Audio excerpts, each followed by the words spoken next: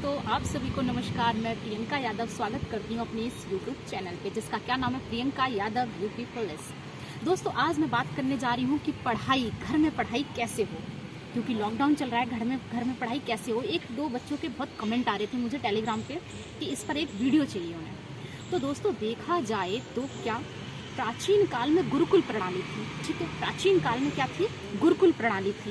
लेकिन आधुनिकीकरण के साथ साथ मदरसे और विद्यालयों की स्थापना हुई, जहाँ पर उचित व्यवस्था का साधन था कि वहाँ पर एक माहौल बन रहा था पढ़ाई का, वहाँ पर बैठ के बच्चे पढ़ते थे। उसके बाद अभी वर्तमान समय की स्थिति ये है कि अभी एक तो कोरोना जैसी महामारी से लोग प्रभावित हैं, ऊपर से इतना डिजिटलाइजेशन हुआ है कि अब क्या है कि सब कुछ कोचिंग सेंटर्स और तुम्हारे ये ऑनलाइन क्लासेस पर ही पूरा फोकस हो गया है। बच्चे थोड़ा सा कंफ्यूज से हो गए हैं, दब से गए हैं। तो आइए जानते हैं कि घर में बैठ के इतनी पढ़ाई कैसे की जाए, कैसे अपना फोकस बनाया जाए। तो मेरा ये पहला पॉइंट ये रहा। परफेक्ट नंबर के लिए, परफेक्ट जॉब के लिए क्या आपको एक परफेक्ट डेली रूटीन चाहिए। जैसे कि आपको सूर्योदय से पहले उठना है और व्यायाम एक्सरसाइज करनी है। और आज के दिनों में व्यायाम एक्सरसाइज करना, योगा करना बहुत ही ज़रूरी है ताकि आप स्वस्थ रह सकें। ये हुआ मेरा पहला पॉइंट, ठीक है। पॉइंट है मेरा संकल्प। कैसा? दृढ़ संकल्प। कोई कितना भी ज्ञान दे, मैं तुम्हें एक पॉइंट की जगह तुम्हें 10 पॉइंट पढ़ा दूँ, कोई मतलब नहीं रह जाएगा उस पॉइंट का, जब तक आप चीज़ों को अपने अंदर नहीं लाओगे, एक दृढ़ संकल्प नहीं ले लोगे, ठीक है। तो दूसरा पॉइंट तुम्हारा क्या हुआ? दृढ़ संकल्प। अपने अंदर ही संकल्प पैदा करो कि मुझे पढ़ाई करनी ही है, मुझे किसी के लाइब्रेरी या किसी कोचिंग सेंटर की आवश्यकता नहीं है, मुझे पढ़ाई करनी है, मुझे ये जॉब चाहिए, मुझे वहाँ पर जाना है जिस एम पर, तो मुझे जाना ही है। फिर दिन रात एक कर दो। समझ गए क्या? दूसरा पॉइंट दृढ़ संकल्प।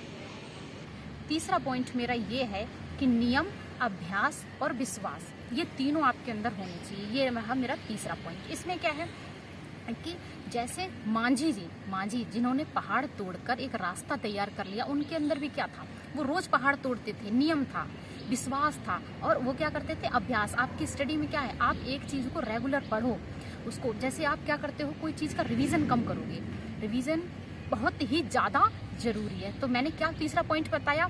नियम, अभ्यास और विश्वास। किसकी तरह? मांझी जी की तरह आपको पहाड़ तोड़ के अपना रास्ता बनाना है, क्योंकि आपको अपना सफ़र तय करना है और मंजिल हासिल करनी ही है, ठीक। जिस एग्ज़ाम की आप तैयारी कर रहे हो उसके नोट्स जुटाएं, उसके अच्छे तथ्य जुटाएं, कम से कम करें, कलेक्शन कम से कम करें। ऐसा नहीं है कि आप अधिक से अधिक कर रहे हैं, भर भर के बुक्स और भर भर के इस कोचिंग के भी उस कोचिंग के भी नोट्स ले लिए, ऐसा नहीं करें। कंटेंट थोड़ा पढ़ें, अच्छा पढ़ें, ठीक है। उसके बाद क्या है कि आपको उसका अभ्यास तो करना ही करना है, कंटेंट थोड़ा जुटाना है। डेली नोट्स बनाएं। क्या मैंने बोला कि डेली नोट्स बनाएं, और उन नोट्स को क्या करना है, एक बार आपको रिवाइज जरूर करना है। दिन में एक बार रिवाइज जो भी करना है।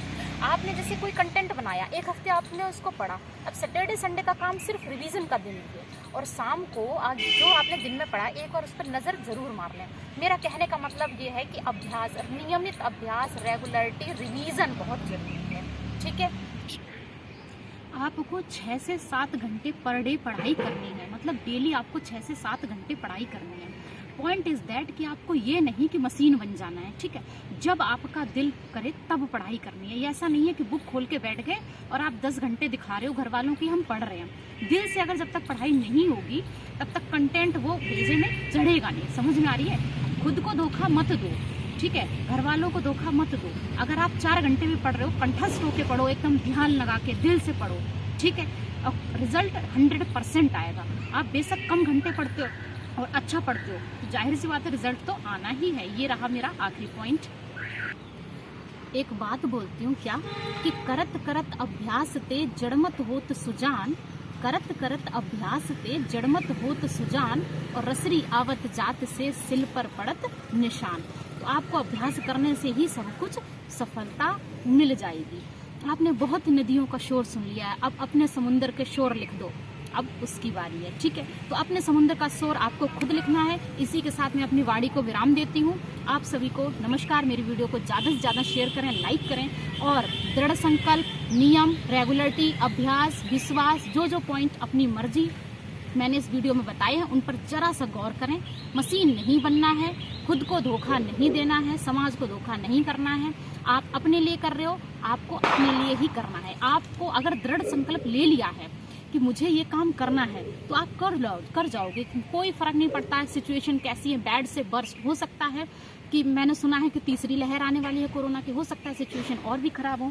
क्या इससे पहले महामारी नहीं आई थी? आप बताओ, इससे पहले भी तो आई थी, लोग तब भी तो जी रहे थे ना।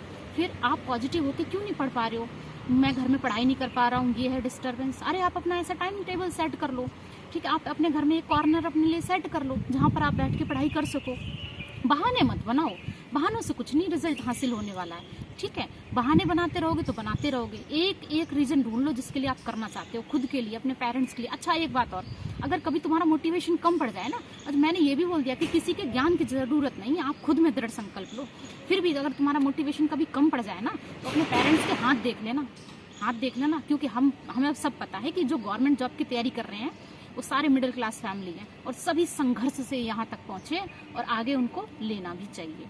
ओके, थोड़ी सी भी आपको जगने की जरूरत है। आप बहाने मत बनाओ ना, मेरी भी लाइब्रेरी बंद है, सबकी लाइब्रेरी बंद है, सब कुछ बंद है, क्यों इतना परेशान हो रहे हो? ठीक, आगे बढ़ो, अपना संकल्प उठाओ, पूरा करो। और धन्यवाद। मेरा आप वीडियो को शेयर कर देना।